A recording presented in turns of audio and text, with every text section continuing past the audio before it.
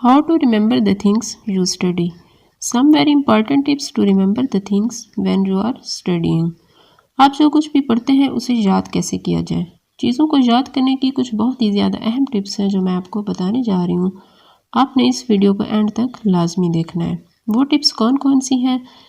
Use of memory methods, establishing good habits, finding a good study environment, teach someone else, review material, underline important lines, sleep and exercise, eat well, take break, avoid other activities. Number 1. Use of memory methods.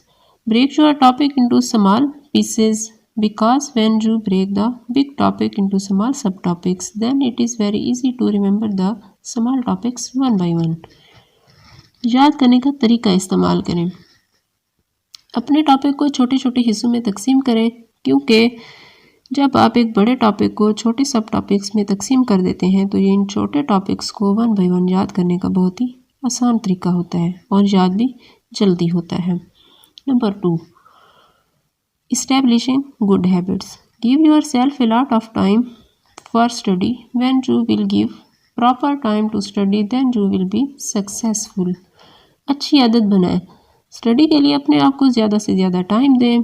जब आप study को मुनासिब time देंगे फिर आप कामयाब हो जाएंगे। अगर आप स्टडी को टाइम मुनासिब नहीं देते तो फिर आपकी तैयारी भी अच्छी नहीं होगी और पेपर भी अच्छे नहीं होंगे। Number 3.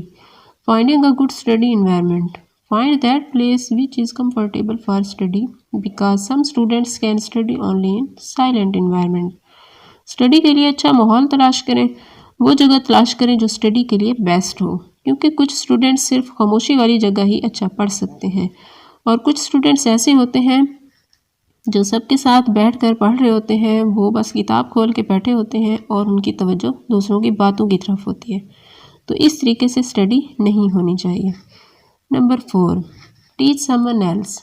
The facts you are reading into your mind, teach them to someone else, because when we recall our concept to someone else, like our friends or fellow classmate, we never forget. दूसरों को पढ़ाएं। वो बातें जो आप अपने mind में बिठा रहे होते हैं, मतलब पढ़ रहे होते हैं, वो किसी दूसरे को भी बताएं, क्योंकि जब हम अपने ख्यालात दूसरों को बताते हैं, जैसा कि हमारे दोस्त हैं या फिर हमारे क्लास फेलोज़, वो हम कभी भी नहीं भूल सकते। Number 5. Review material. Review materials over and over again with the passage of time. You can make notes just after lecture ends and just before exams.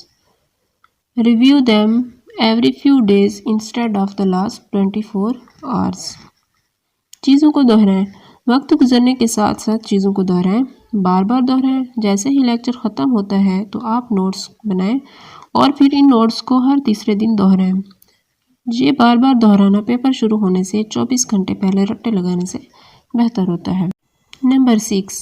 Underline important lines. When you studying then you underline और highlight the main and important concepts because it is very easy way to focus on underlined and highlighted parts when you read the whole topic. अहम lines को underline करें।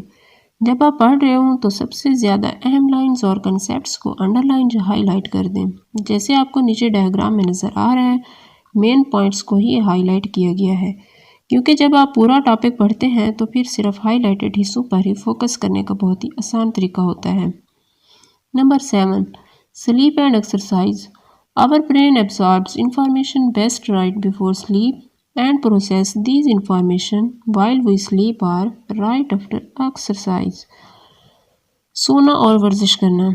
हमारा दिमाग सोने से बिल्कुल पहले मालूमात को जज़्ब कर लेता है और जब हम सो रहे होते हैं तो इन मालूमात को प्रोसेस करता है, मतलब इन मालूमात की जांच पड़ताल करता है, या फिर एक्सरसाइज के फ़ौरन बाद.